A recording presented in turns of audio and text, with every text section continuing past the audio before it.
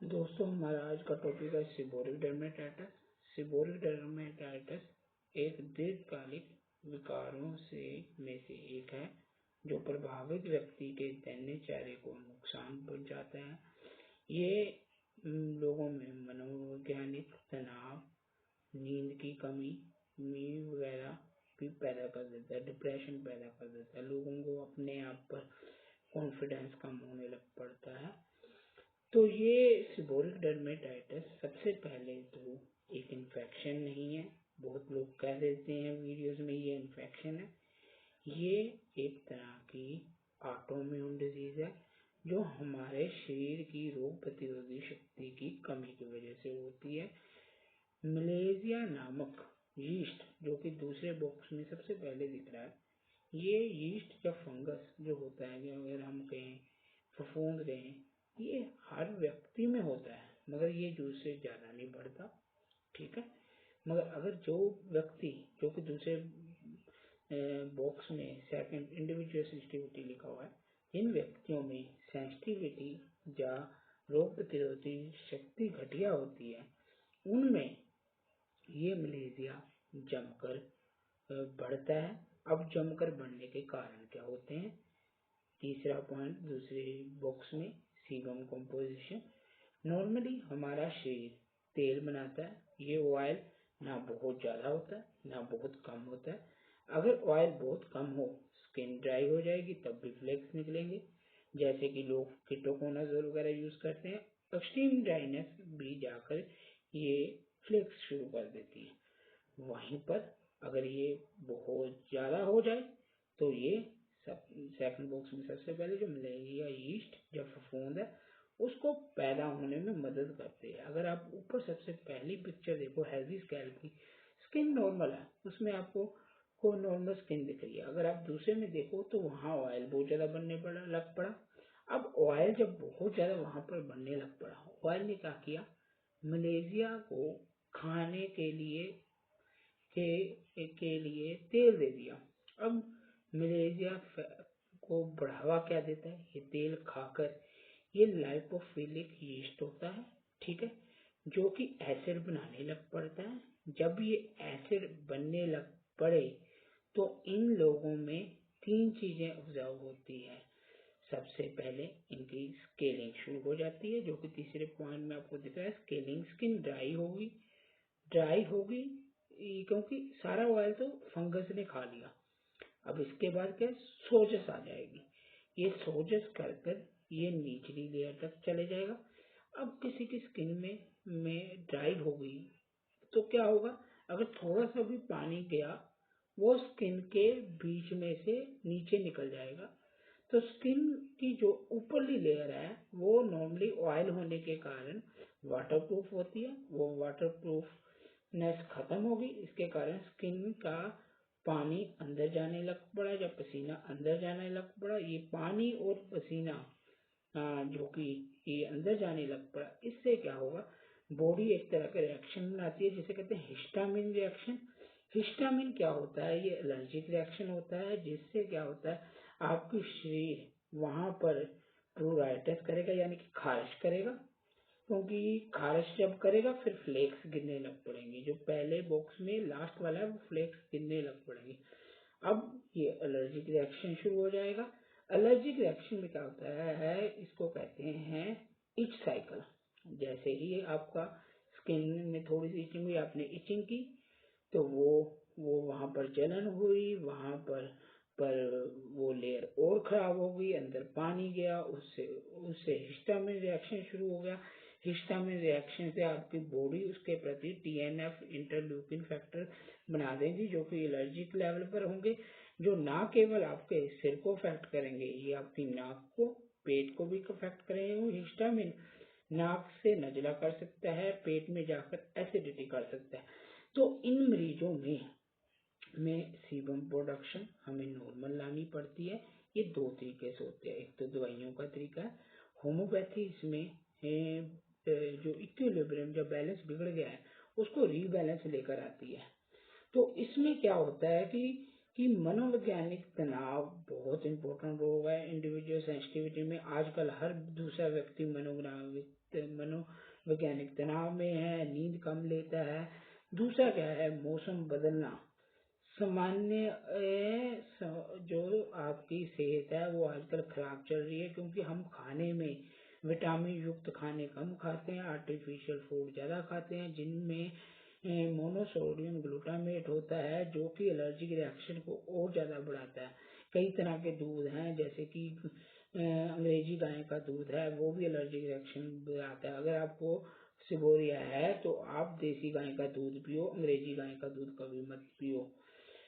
तो अगर ये चीजें होती हैं, ये आदमियों के मुकाबले औरतों में कम मिलती है। आदमी इससे ज्यादा ग्रस्त होते हैं, इसका ये मतलब नहीं कि औरतें ग्रस्त नहीं होती। आदमी अगर हम देखें तो ओवरऑल ये थोड़े से ज्यादा होते हैं, क्योंकि इनमें जो कोर्टिसोल है, मेल हार्मोन है, ये इसको एक्स एग्रीगेट करता है। तो नॉर्मली देखा जाता है जिन लेडीज में ये होता है उनमें ज्यादातर अपना हार्मोनल इम्बैलेंस चल रहा होता है। ठीक है, अब इन लोगों को क्या करना चाहिए? सबसे पहले इनको अच्छे डॉक्टर के पास जाना चाहिए, अपना प्रॉपर इलाज करना चाहिए। उसके साथ इनको खाना पीना बहुत सोच समझ कर लेना चाहिए। खाने पीने में इनको अपना जितना हो सके इन्होंने एक जो खाना है वो नॉन प्रोटीन वाला खाना खाना है। ठीक है, अगर खाना है उसमें क्या है कि जो रिकमेंडेड चीजें हैं वो है ज्वार, बाजरा, रागी, किनोआ, ये वगैरह खा सकते हैं। ठीक है, राइस, मिल्क और फ्लैक्स सीड और कोकोनट ऑयल इनके लिए अच्छा है। ऑलिव ऑयल्स भी इनके लिए अच्छे हैं। ठीक है, सनफ्लावर ऑयल भी इसके लिए अच्छा है। ठीक है सर, कुछ तरह के फिश ऑयल अगर हम अप्लाई करें तो उससे भी स्किन बेटर होती है। बटर मिल्क, कर्ड वगैरह ये थोड़े थोड़े नियमित तौर पर खा सकते हैं। अल्फा लफा वगैरह खा सकते हैं जिनमें मेल हार्मोन बहुत ज्यादा। Papaya, avocado, coconut, beetroots, ये इनके लिए बहुत अच्छे होते हैं। जितने फल फ्रूट खाओगे वो बहुत अच्छे हैं। इनको क्या रिकमेंडेड नहीं है, इनको जो है ग्लूटेन और केसिन कम से कम खाना चाहिए। मिल्क और डेयरी प्रोडक्ट कम से कम खाने चाहिए। एग, पीनट और बाकी चीजें कम से कम खाना चाहिए। डस्ट से, पोलन से इनको बच कर रहना चाहिए। सिंथेटिक क्लोथ्स वगैरह कम से कम लेने चाहिए। केमिकल डाइज वगैरह कम से कम यूज करनी चाहिए। चेंज ऑफ वेदर से इनको बचना चाहिए। स्ट्रेस वगैरह इनको अपनी कंट्रोल करनी चाहिए। अगर आप बहुत ज्यादा स्ट्रेस में हो तो आपको डार्क चॉकलेट खानी चाहिए। अगर आप बहुत ज्यादा स्ट्रेस में हो तो आप अपना अखरोट खा सकते हो। ये दोनों स्ट्रेस कम करने में मदद करते हैं। इसके अलावा आप क्या कर सकते हो? डाइट को आपने इम्प्रूव करना ही करना है। इसके साथ आपने प्रॉपर सोना है, 8 घंटे की स्लीप लेनी है। वेट अपना हेल्दी लेकर जाना है। ओवरवेट जो पेशेंट होते हैं वो ज्यादा ग्रस्त होते हैं। और स्किन में जब भी खारिश होती है, स्किन साइकिल होता है, उसमें आपने बार बार स्किन को रब नहीं करना, क्योंकि जब स्किन हील हो रही होती है तब भी इचिंग होती है वो, क्योंकि ग्रेनुलेटेड टिश्यू बन रहा होता है। अगर उस टाइम आप इचिंग कर देते हो, आप जो 10 दिन में स्किन हील हुई आप 5 मिनट में उसे खाड़ दोगे। और क्या है, स्किन में क्या होता है, स्किन साइकिल में हमें स्किन खुर्च खुर्च कर मजा आने लग पड़ता है। ये तब तो स्किन की के मजा होता है जब तक हम इचिंग कर रहे होते हैं, मगर बाद में ये सजा बन जाती है। तो मजा और सजा, मजा और सजा, ये आपको सीबोरिक डर्मेटाइटिस से बाहर नहीं निकलने देती। तो सीबोरिक डर्मेटाइटिस का अगर हम कहें, एलोपैथी में कोई इलाज नहीं है। जितनी मेडिसिन हैं, कीटोकोनाजोल, फ्लुकोनाजोल, ये सभी फेल हो चुकी हैं और इनके दुष्प्रभाव भी हैं। अगर आप कहो तो मैं आपको एक आधी ऑडियो सुनाता हूँ। एक व्यक्ति ने एंटी फंगल मेडिसिन खाई, उससे उसे क्या हुआ? एंटी फंगल मेडिसिन से उसका क्या होता है, कूल्हे की हड्डी गल गई। अब देखो, लॉन्ग टर्म अगर कोई मेडिसिन आप खाते हो, आप कभी भी एक्सपेक्ट नहीं करते कि ये मेडिसिन आपके की खराब कर देगी, अपना स्किन खराब कर देगी या अपने हड्डियां खराब कर देगी। हर दवाई के साइड इफेक्ट होते हैं। एलोपैथी में लोगों को इन चीजों की अवेयरनेस होती है, मगर स्टिल क्या होता है, हम इग्नोर करते हैं। अब ये ऑडियो सुनो।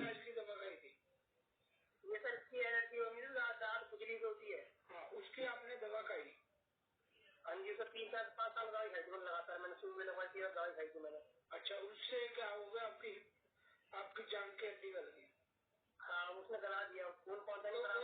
वो तो फंगस थी। फंगस में उन्होंने क्या स्टीरॉइड दिया था जिससे आपकी जान की हड्डी गल गई? देखो, एक तो इनको शुरुआत में इन्होंने एंटी फंगल दवा दी, उन्होंने इनका कैल्शियम डाउन कर दिया और ये पेशेंट ग्रस्त हो गया।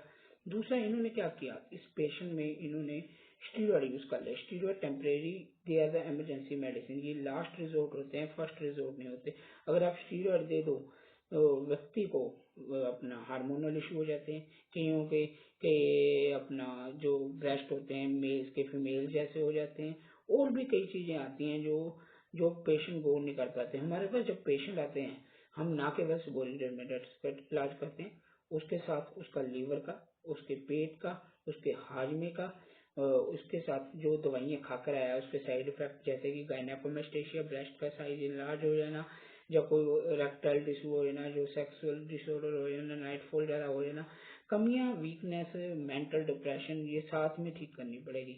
हर बीमारी के लिए आप अलग अलग दवाइयाँ नहीं ले सकते। ये जो होम्योपैथी है ये इंडिविजुअलिस्टिक इलाज करती है।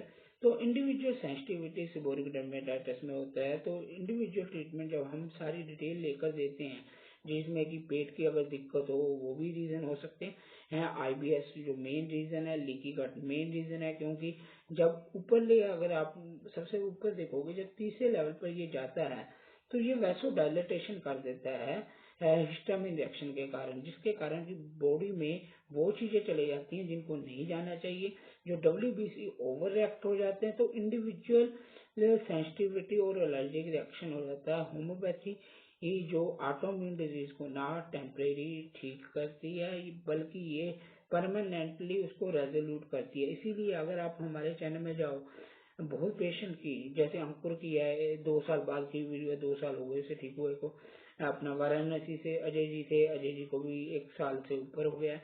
ऐसे बहुत पेशेंट है जो ठीक हो रहे हैं। मगर ऐसा है ना कि हिंदुस्तान में हम सभी लोग अपना ना जो प्रोग्रेस है वो डॉक्टर के साथ और पेशेंट के साथ शेयर नहीं करते। तो हमारा टॉपिक यहाँ पर खत्म होता है। हम आज जा रहे हैं, नेक्स्ट टाइम हम इसी पर और भी जानकारी लेकर आएंगे। डाइट के बारे में लोगों को बहुत मिथ थे, आप इस वीडियो में जूम कर देखोगे, आपको डाइट का सब कुछ समझ आ जाएगा। मैंने कोशिश की है इस वीडियो को कम और छोटी से छोटी बनाने की, मगर ये भी मैं देख रहा हूँ ये 13 मिनट की बन गई है। Okay bye, thanks a lot.